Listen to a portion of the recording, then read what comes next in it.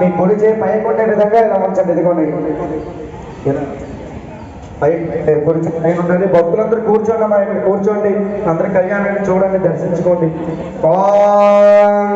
వామదక్షిణాస్తాభ్య స్వస్తి పుణ్యాః సమృద్ధిరస్తు. ఆడవాళ్ళు అవసరం లేదండి, మగవాళ్ళు.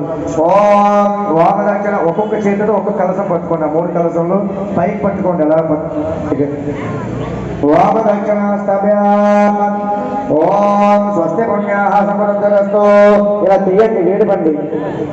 స్వస్తి సమృద్ధిరస్తు.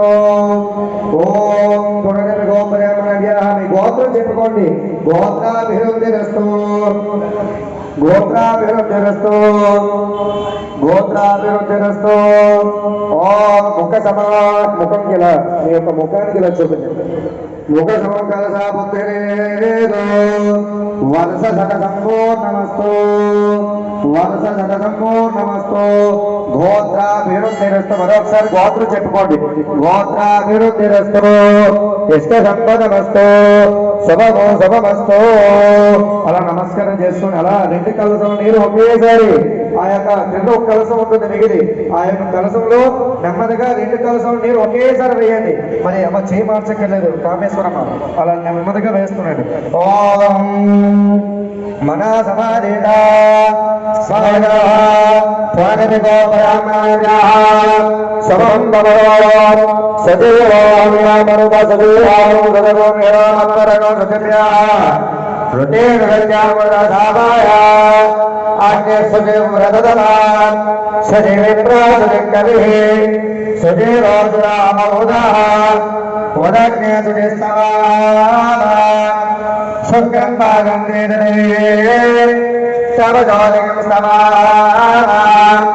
శబ్దం శబ్దేన కలసలు ఎలా తీసినా అలా పెట్టేయండి.